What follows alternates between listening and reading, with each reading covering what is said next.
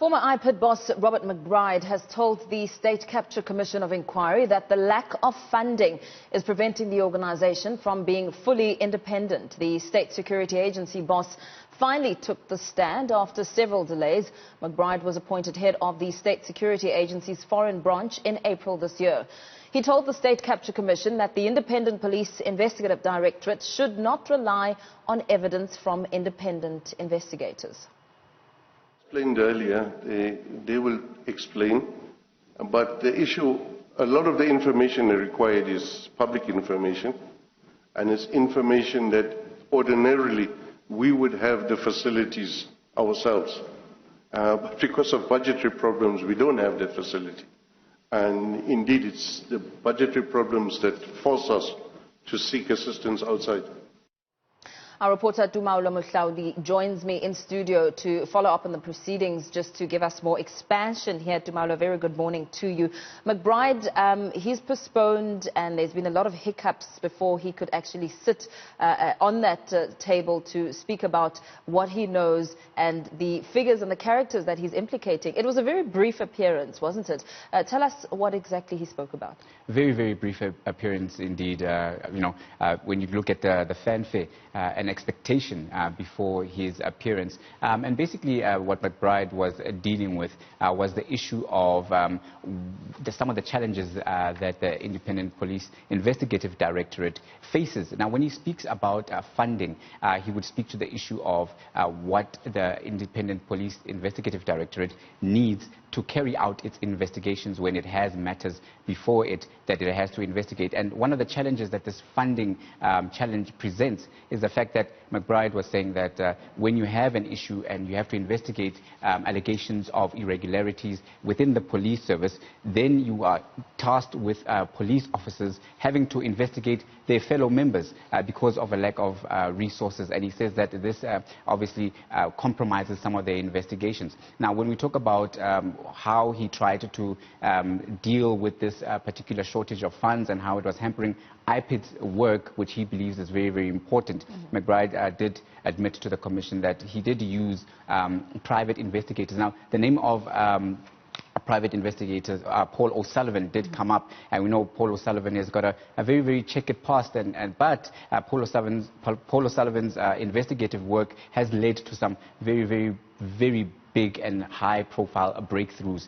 So he was questioned about that. And this all relates to the issue of a report. At the heart of the testimony, Mcbride had testified before about this report that had led to him being ousted out of Ipid over a rendition matter where a Zimbabwean national was sent back to Zimbabwe. And there were two reports that were alluded to. The first report that was given to the minister, and then another report that was given back. And now there was a lawyer that testified earlier to this matter, a worksman's lawyer, saying that the issue with the reports on rendition was that there were clear discrepancies in the particular reports. So when Mcbride says that he was pushed out because of the report, it wasn't necessarily that he was pushed out according to the report. When you listen to the lawyer's evidence, it was because the report had discrepancies, which is what the minister, Nathi Nhleko, had at the time issue with. And Nathi Nhleko also took to the stand earlier in the commission, detailing why he had a problem with these irregularities, to say that these reports that were given to him on the rendition issue clearly showed that they had been tampered with, and as minister he had to act. Yeah. We also heard in Mcbride's testimony he implicated some members of the law enforcement agencies, naming the Northwest Head of Commercial Crime, Brigadier Daniel Ncube. As he named and shamed, what was the merit, perhaps the substance behind him speaking about these key figures in this regard? Well, he was speaking about these key figures because in Mcbride's testimony, these are the figures that would have played a central role within some of Ipid's work and some of the bungling, if I can use the word, in terms of how the reports were set up and how the reports were then came to be irregular. So this is why he was naming and shaming. And before McBride took to the stand, which is very interesting, there were other members of the SAPS senior commanders and brigadiers who testified, and they were testifying as to what actually happened when it came to this issue of the rendition and where they went and what had played out before this has happened. So when McBride brings the name in, he was basically alluding to some of the people that he was dealing with, and this speaks to the issue where he was saying that he would have to investigate police officers, but then rely on police officers to do the investigation. So when he mentioned the name of the brigadier, some of the officers that were tasked to investigate irregularities under some of the actions that he took in this particular matter were the same officers that were reporting to him. Mm-hmm. So this compromised Ipid's work, according to McBride, very, very seriously. Mm-hmm. You know, McBride appeared very briefly again to give his version of events, but we know that this week has really raised a few eyebrows in terms of how some departments of government conduct themselves. The Department of Human Settlements, we heard earlier this week that it gave the Blackhead Consulting company a take it or leave it 200 million rand plus contract. I mean, that contract was in Gauteng as well as the Free State. That's correct. As we heard from Edwin Sodi, and as he was being cross-examined and spoken to this week, what were some of the factors that really stood out in this matter?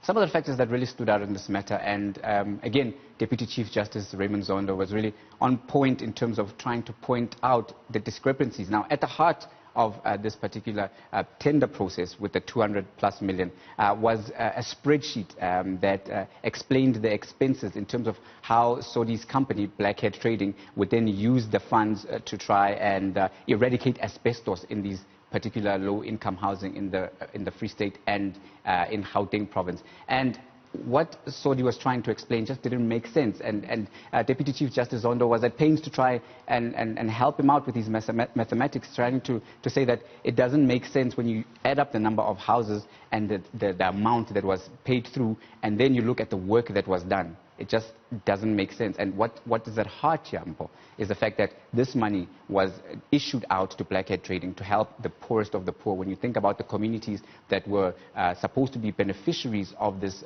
project, these are people obviously who are relying on government grants, people who are on the periphery of the economy who don't have the means, and government is tasked to support them, and they got a raw end of the stick. And speaking about that raw end of the stick, the mind-boggling aspect of this matter is that this money, 200 million rand plus, was not meant to fix the problem, but it was meant to assess and audit the homes without really doing much of the physical work of taking out the asbestos. And that's what's really, really amazing or rather shocking about this particular testimony and these revelations, because to go and assess housing and then to give a report back, obviously as a private company like Mr. Sodi was emphasizing, he works on a profit margin. But when you look at 200+ million to go and assess what is needed to look at particular housing and say that asbestos needs to be replaced and to make recommendations, that does seem to be a bit of a hefty price tag. Absolutely. Thank you so much. Let's leave it there for now. Of course, that was a sum up of what came out of the State Capture Commission of Inquiry this week with our reporter Tumaole Mohlaoli, who's been following those proceedings throughout the course of the week.